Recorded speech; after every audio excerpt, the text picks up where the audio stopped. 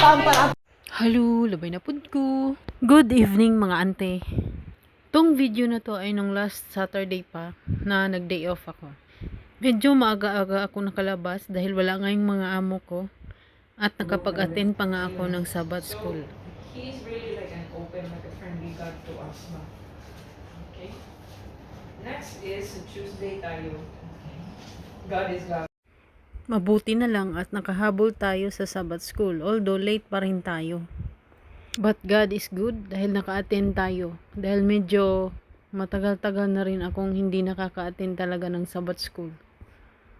Dahilan ng palagi akong late makalabas or minsan may mga lakad ako na kailangan kong gawin. Napaka-espesyal din ng araw na to para sa Jurong Seventh-day Adventist Church dahil ito ay dedication day ng mga bagong panganak na baby sa simbahan namin, and also Church Appreciation Day sa mga member na actively na nagpa-participate sa church. Delivering continuous support for our church, and before we do the prayer later on, we will do some responsive. As you can see, nasa pulpit na nga yung mga parents together with their babies, the elders of the different ministries in Jurong Seventh-day Adventist Church, and also Pastor David, Pastor Pam, and Pastor Kriston Chu. You with the great responsibility of guiding your child or your children, would you accept this great calling to protect and nurture this gift? After ng child dedication, proceed na sa divine service. At makikita nyo na nasa pulpit na nga yung praise team singing songs of praises to God. Praise the Lord and worthy of God. Praise the Lord and worthy of praise. Praise the Lord, now lift up your voice, now lift up your voice. Praise. What I like about Seventh-day Adventist churches here in Singapore is that they have 5 to 6 person who leads the intro hymn. Diyan kasi sa atin sa Pinas, isa lang.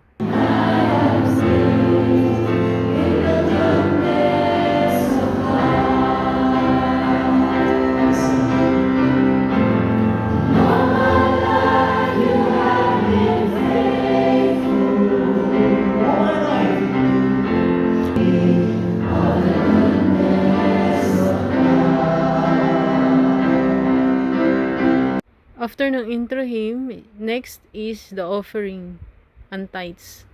So makikita nyo, nagtatayuan na yung mga congregation para ilagay sa basket yung offering and tithes nila.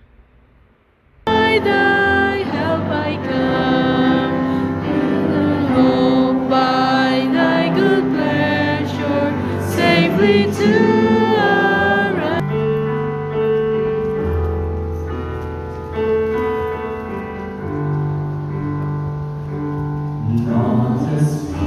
fast forward, makikita nyo dyan sa screen, nagsasalita si Pastor Kriston, si Pastor Pam, and then si Pastor David.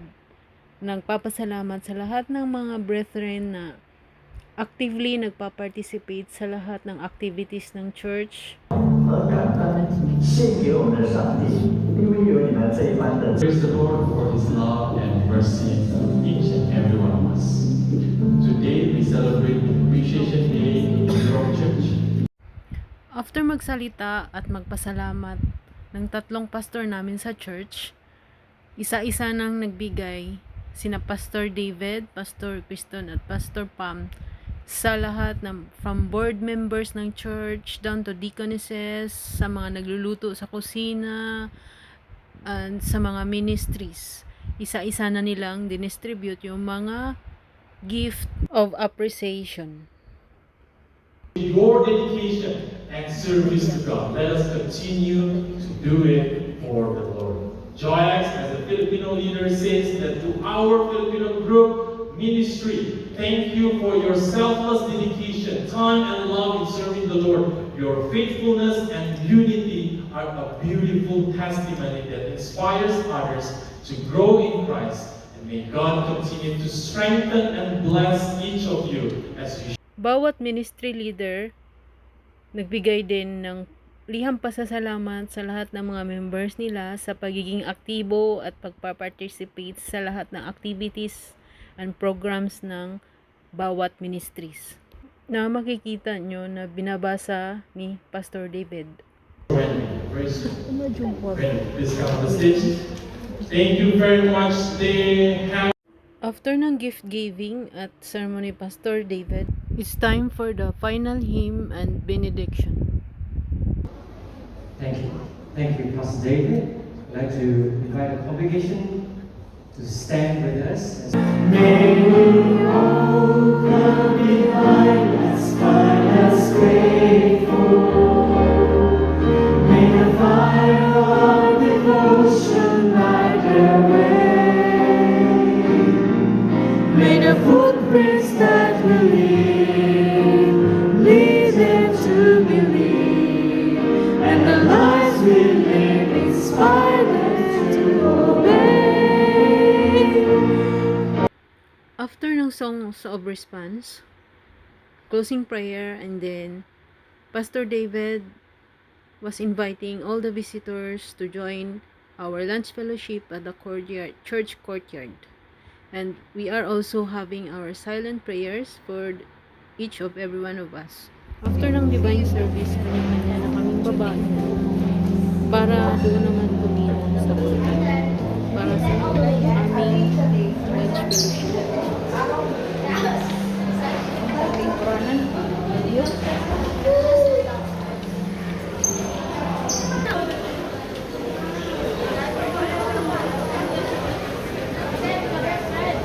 Pero since kami ay takot maubusan ng upuan, pumunta muna kami dun sa likod para kumuha ng upuan namin at lagyan ng mga bag.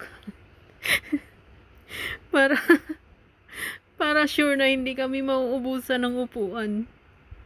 Ang hirap kaya kumain ng nakatayo. Ano yung paper bag dyan?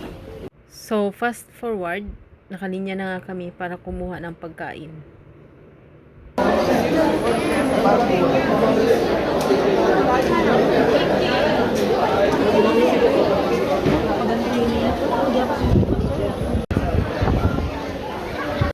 So, fast forward, tapos na kaming kumain, magpahinga at mag-care group.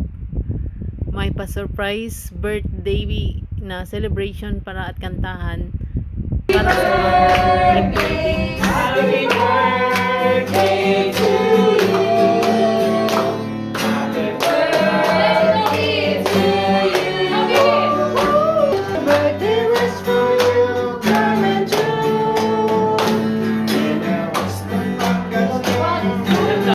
So, after nito, kanya-kanya na kaming uwian dahil tapos na naman ang araw ng pahinga, ng pagsamba, at kinabukasan, trabaho na naman. Salamat sa panonood.